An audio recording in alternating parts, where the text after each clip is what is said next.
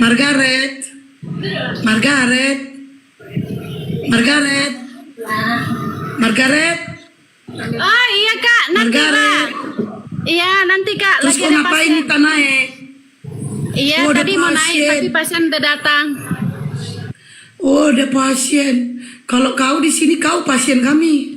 Aku turun bentar ya. Bang Farouk itu ganteng sih tapi nggak kenal sama Tuhan.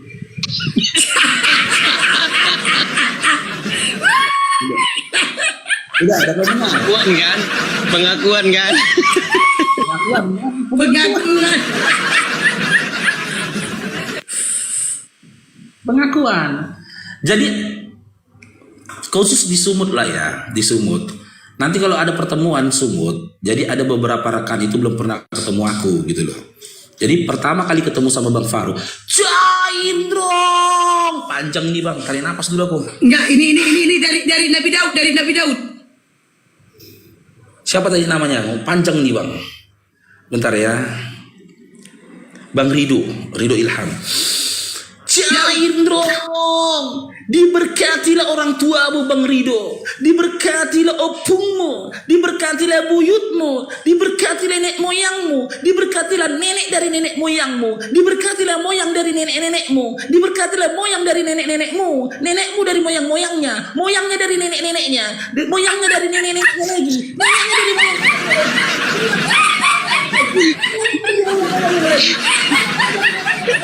Sampai kepada keturunan yang ketiga besaranmu. Diberkati cucumu, diberkati cucumu, diberkati buyutmu, diberkatilah gamborumu, diberkatilah tulangmu, diberkatilah kukumu, diberkatilah tulangmu, diberkatilah amang borumu, diberkatilah semua keluargamu, diberkati tetanggamu sebelah kiri, diberkati tetanggamu di depan, diberkati tetanggamu di depan. Hidupmu akan jadi berkat. Berkat buat orang lain, berkat buat orang-orang sekitarmu, berkat jalan keselamatan, jalan kesembuhan, jalan keselamatan, jalan kebahagiaan, jalan terang. Hidupmu akan menjadi terang buat orang lain, hidupmu akan menghadirkan berkat buat orang lain. Adalah hidup ini untuk jadi. Woi. Sesak napas dia weh lagi weh. Perlu paus weh, paus. Biar sesak napas dia lagi weh. Hidupmu jadi berkat. Iwe lagi biar sesak napas dia. Berkat menyertaimu, terang menyertaimu Bang Ridho, kebahagiaan menyertaimu, jalan keselamatan ada padamu, jalan terang ada padamu, jalan keselamatan, jalan Abdul Rahman, jalan apa lagi teman-teman? Jalan ya Sudarso.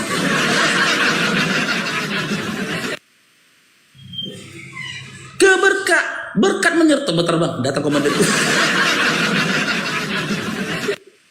Komandanku datang.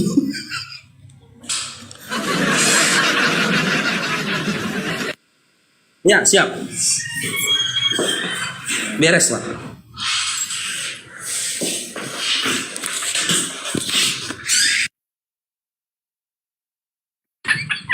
Langsung datang komandan. Beres Pak. Siap. Beres Pak. Itulah akibat kau pemberkatan terlalu panjang. Jadi dengar komandanmu. Apa yang kau berkati itu? Katanya kan. Rasain kau. Jalan-jalan pula kau berkati. Ya. Makanya langsung. Masya Allah. Aku siap. Syukran abang dah. Masya Allah aku siap. Kalau aku siap ini. Bang aku siap. Aku sesak napas aku bang. Gak cair dong. Ya balas bun katanya balas. Disuruh balas aku yang di YouTube. Aku siap. Diberkati. Astagfirullahaladzim. Diberkatilah kau bang aku siap. Diberkatilah kedua orang tuamu bang aku siap. Diberkati anakmu. Kau masih jomblo ya? Diberkatilah dirimu bang aku siap. Diberkatilah nenek moyangmu. Diberkatilah neneknya nenekmu. Diberkatilah kakeknya kakekmu. Hidupmu penuh berkat bang, aku siap. Jalan penuh keberkatan, jalan penuh damai, jalan Ahmad Dhani, jalan apa lagi ya? Jalan haleluya. Diberkatilah kau bang, aku siap. Hidupmu penuh dengan berkat selama kau berjalan. Haleluya bang, aku siap. Haleluya, haleluya. 100.000 coy, panjang juga pemberkatannya. Oke, lagu berkat buatmu Bang Rido ya. Lagu berkat buatmu Bang Rido dari Ebit Gondrong. Lagu ini akan kita nyanyikan penuh dengan hikmat buat teman-teman. Silakan angkat kakinya teman-teman. Ya, kalau penuh hikmat curiga aku lagunya. Angkat kakinya. Tunggu dulu. Bang Fuad, diberkatilah kau Bang Fuad, diberkatilah istrimu, diberkatilah anakmu, hidupmu penuh dengan berkat. $6. Dah lanjut. Nyatakan kuasa-kuasa ada pada dirimu. Angkat kakinya saudara-saudaraku. Lepaskan semua keluh kesahmu. Bahkan buat adik-adik kuoten, lepaskanlah nyawamu. Kan curiga gue kan. Terasa sangat menyedihkan jika ada Oten di sampingmu kawan. Banyak cerita jika ditanya soal Tuhan. Dalil yang kecil kerasukan. Ho ho. Kawan coba dengar apa jawabnya ketika dia ditanya tentang Tuhannya. Kata dirinya Tuhannya telah lama mati. Ditangkap tentara di Balbali. Sampainya di Islam, ku tanyakan semuanya kepada Quran, kepada hadis dan para ulama. Ternyata Oten bohong. Tinggal aku sendiri, terpaku menentukan diri. Barangkali di sana ada jawabnya. Kenapa Oten longor semua? Mungkin Tuhan mulai bosan melihat tingkah Oten yang hidup hanya untuk selalu memuaskan nafsunya. Mulai enggan bersahabat dengan Oten. Mari kita tanyakan pada kayu yang bergoyang. Angkat kakimu saudara-saudaraku, siki-siki. Raba-raba berkat menyertai. Siki-siki. Raba-raba, semoga hidupmu menjadi berkatmu akan tumbuh dan selalu tumbuh hingga berkat yang ada dari dirimu menghasilkan buah berkat-berkat yang lain, di mana berkat-berkat itu akan sampai kepada istrimu, anak-anakmu, saudaramu, bahkan kepada tetangga-tetanggamu. Raba-raba.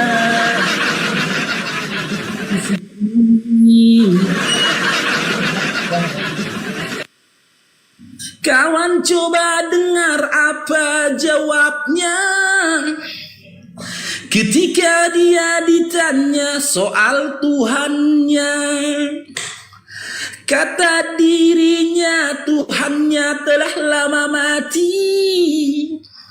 ditangkap tentara di Balbali. Sampainya di Islam, ku tanyakan semuanya kepada Quran, kepada hadis dan para ulama. Ternyata Oten tipu, ternyata Oten bohong. Tinggal aku sendiri, terpaku menentukan diri. Barangkali di sana ada jawabnya. Kenapa oten longor semua?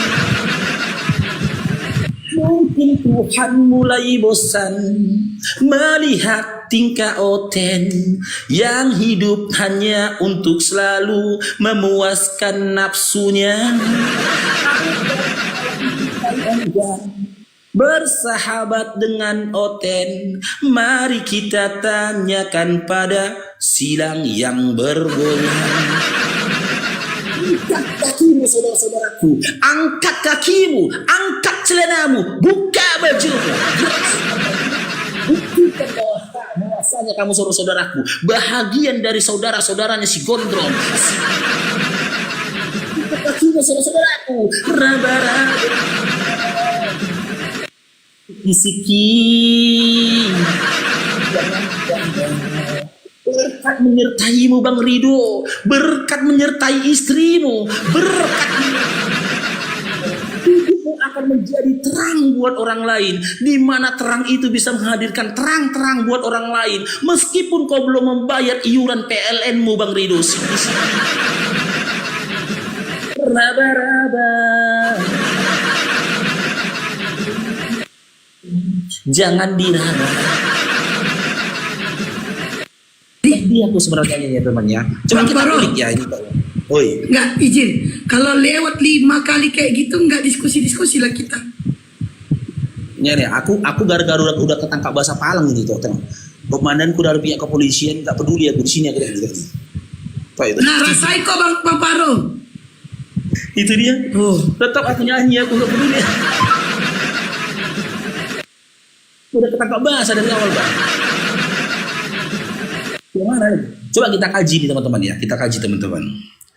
Perjalanan ini serasa sangat menyedihkan jika ada oten di sampingmu kawan. Kenapa aku katakan perjalanan ini? Perjalananmu akan sangat menyedihkan jika ada oten di sampingmu. Kenapa aku katakan gitu? Karena nggak berguna Bang. Nggak berguna. Ketika dia berupaya mengikuti Bibelnya, sepanjang jalan pun kau sama dia nggak berguna. Adanya nyusahin dan juga memalukan. Contoh ini, naik sepeda motor kau sama oten, tiba-tiba dibegal. Yang membegal itu juga satu sepeda motor, 2 orang. Kau 2 orang samamu, kawanmu kan gitu. Seneng lah kau kan, mak ini 1 by 1 ini. Aku lawan 1, temen kau lawan 1. Hah? Dibilang begal tuh samamu. Sini kereta kau. Oh, apa kau? Main kita? Buang. Babak belur. Kok 2 orang mukul aku? Kau tengok kawan kau oten di belakang. Siki-siki.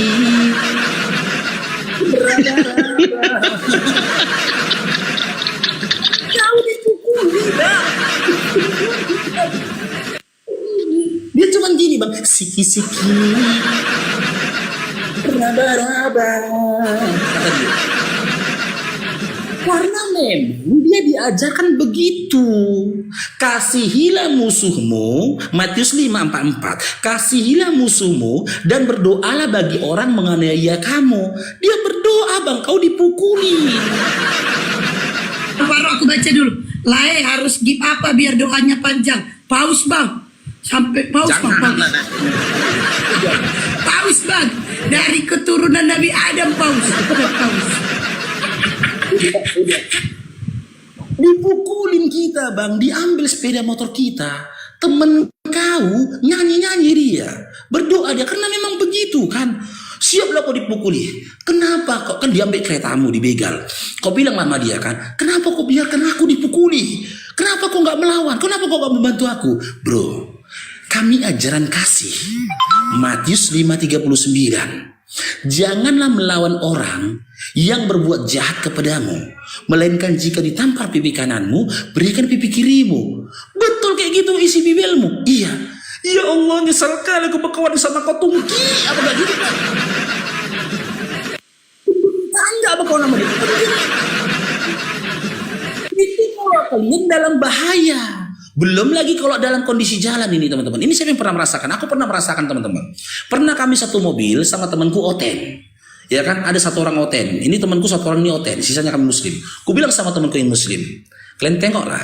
Nanti Suatu ketika di perjalanan ini akan mempermalukan kita ini, ku bilang. Kenapa kau bilang kayak gitu? Tengok aja nanti, ku bilang. Akan dibuatnya malu kita ini, ku bilang. Betul bang. Di jalan sak kencing dia.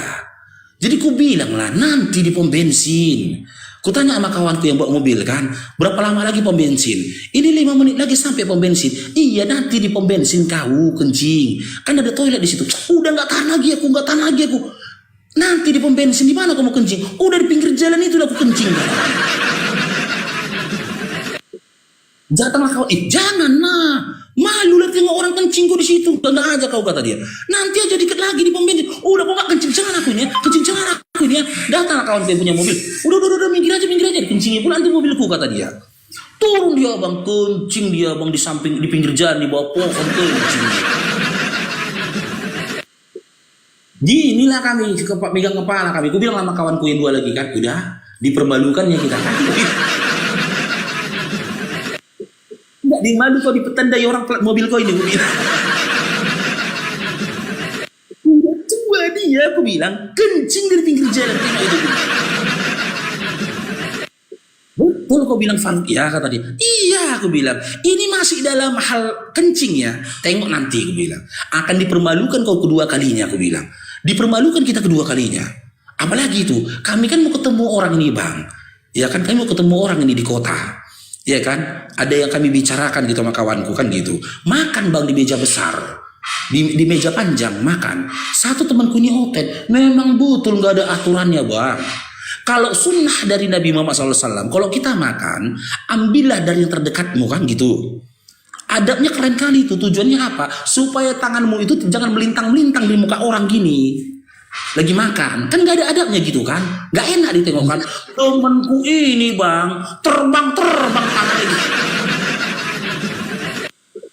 Tanganku ini.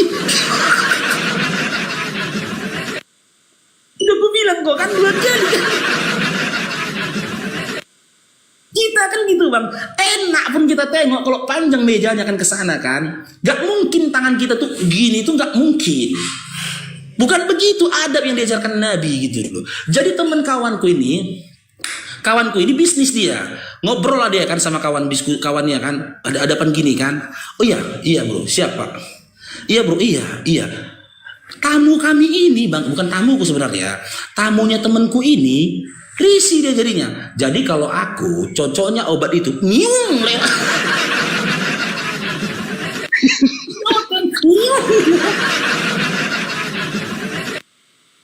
Jadi kan diginikan kawanku lah kakiku kan.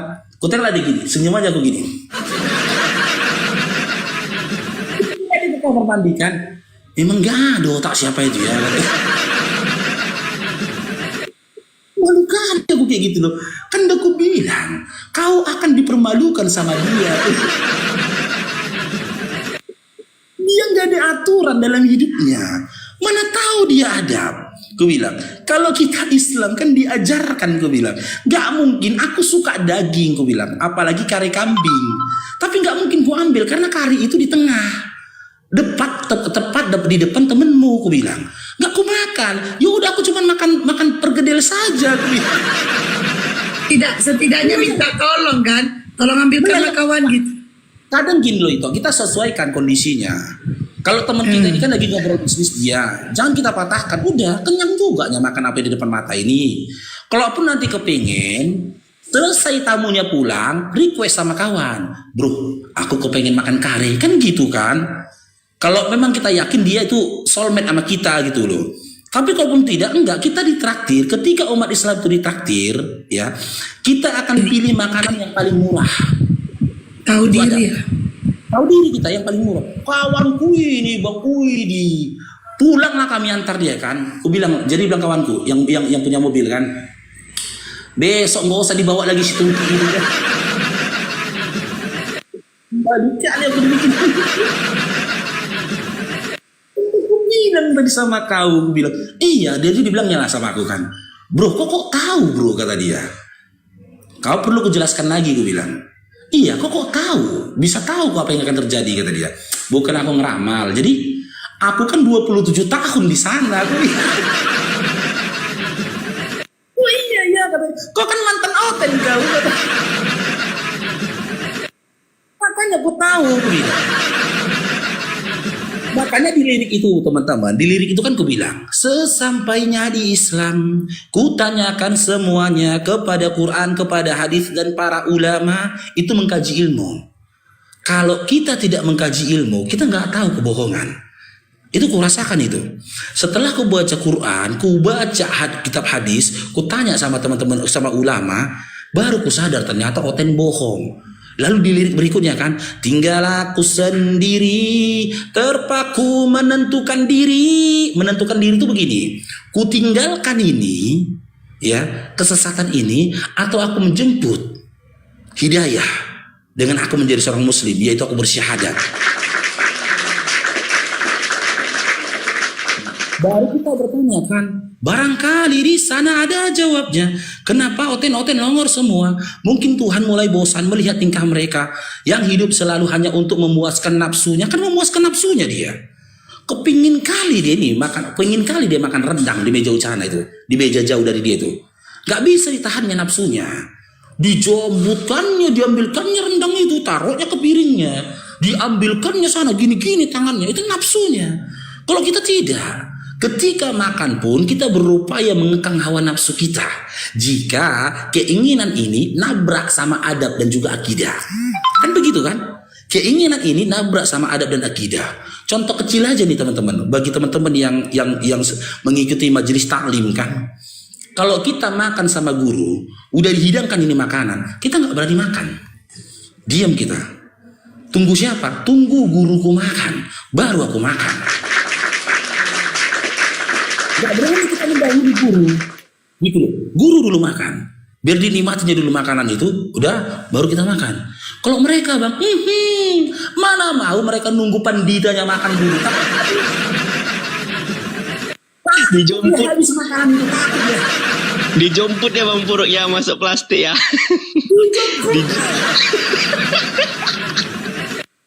Apalagi kalau panditanya berdoanya panjang. Dia nggak tutup mata tuh, gini dia matanya gini. Habis itu nanti dagingnya lah. Tapi umat Islam, muslimnya itu keren. Berserah diri kepada Allahnya itu keren. Kuutamakan dulu adabku kepada guruku.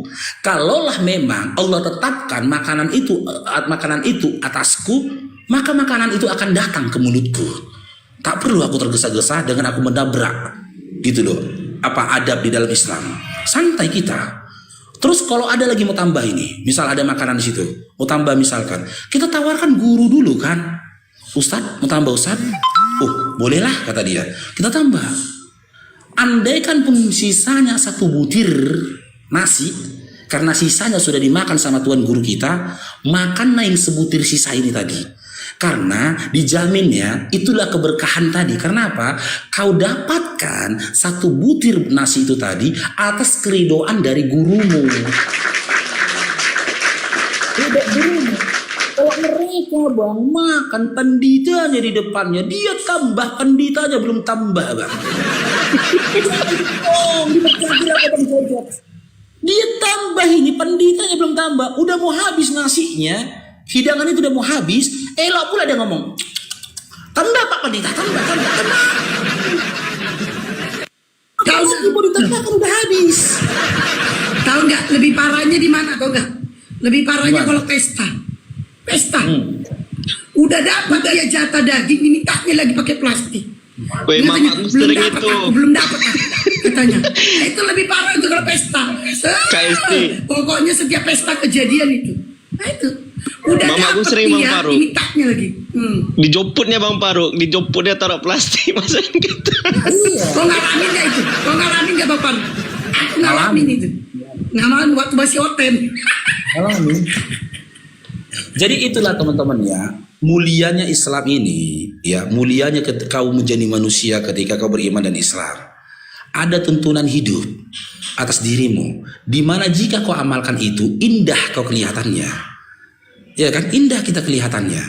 Jangankan makan, jalan aja, kita punya aturan jalan, sebagaimana yang diterapkan oleh Ali bin Abi Thalib. Ketika dia pernah kan terlambat dia mau sholat subuh, di depan dia opung-opung, gak mau dia menyelisih opung-opung ini, sabar dia. Dan Nabi tahu itu, dilamakan Nabi sujud sunahnya, ya sujud sunahnya itu dilamakan Nabi, karena dia menunggu siapa? Menunggu Ali bin Abi Thalib. Dilamakan Nabi karena Nabi dapat kabar kan dari Jibril bahwasanya Ali itu tidak sengaja dia menunda-nunda sholatnya, tapi di depannya opung-opung. Kita kan gitu. Kalau ada orang tua kita nih, jalan kita sama orang tua, misalnya sama bapak kita, sama mama kita, orang tua kita di depan, kita di belakang. Gitu loh. Apa hikmah di balik itu? Ternyata banyak, teman-teman. Kalau orang tuamu di depan, kamu di belakang, apa-apa yang terjadi terhadap orang tuamu, kau bisa tahu. Contoh, dia terjatuh, dia pangsan, kau tahu. Kalau kau jalannya di depan, elok kau jalan, bapakmu udah masuk karet di belakang. Tidak tahu bapakmu. Sampai kon tujuan jalan lu, mana bapakku? Ngerti udah. Oten sampai ke situ adabnya enggak ada Oten kayak gitu. Elok aja di jalan, berani dia mendahului bapaknya jalan. Itulah adab itu. Kalau kita nggak berani kan, satu langkah ini soft, misalkan ini soft aja.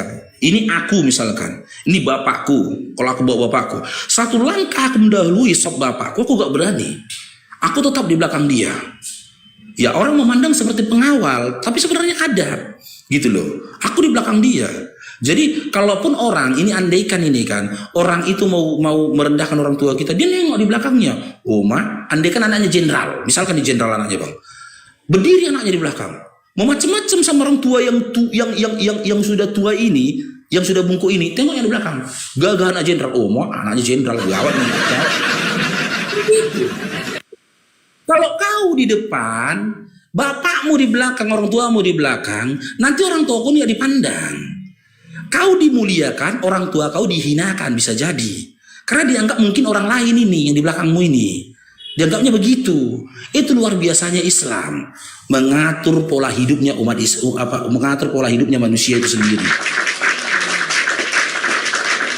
Beda sama Oten, beda lah. Beda sama Oten. Oten berani dia bermaksiat dia sama bapaknya. Di depan mertuanya lagi. Tempatku ini teman-teman, di tempatku. Menantunya ini main judai, main kartu, main judai. Lewat mertuanya. Ditegurnya aja, singgah amang katanya. Atau katanya arti bahasa Indonesianya, singgah mertua katanya. Coba lagi. Bukan kita harus takut kepada mertua. Hargailah mertua itu. Dia bapaknya istrimu gitu loh. Gimana perasaan dia kalau tengoknya menantunya betungki kayak kamu? Hargai dia. Ini enggak bang, main judai dia main kartu. Lewat mertuanya, singgah pak mertua. Dan gimana ya? Dan kelongoran itu bagi mereka hal yang biasa. Tapi mereka nggak sadar itulah kejahilan. Di zaman jahiliyah itu seperti itu, gitu loh. Kita tidak diajarkan untuk takut kepada mertua tadi, tidak. Tapi muliakanlah dia. Kenapa kita muliakan dia? Itu salah satu bentuk syukur kita. Kenapa salah satu bentuk syukur kita? Ya, karena dia telah melahirkan dan membesarkan wanita yang kita cintai, yang menjadi ibu dari anak-anak kita. Itu tanda syukur kita. Tanda terima kasih kita kepada dia. Karena dilahirkannya wanita terindah dalam hidupku. Siapa? Istriku gitu loh. Makanya kita bersyukur, makanya kita menunjukkan sikap seperti itu kepada dia. Ini kan kalau kayak gitu sikap Oten, seakan-akan gak ada syukurnya dia. Gitu loh. Seakan-akan tidak bersyukur dia punya istri kayak gitu. Ya iyalah gak bersyukur, orang istrinya suruhnya cari botol. Coba. Istrinya disuruhnya cari botol. Disuruhnya cari panah.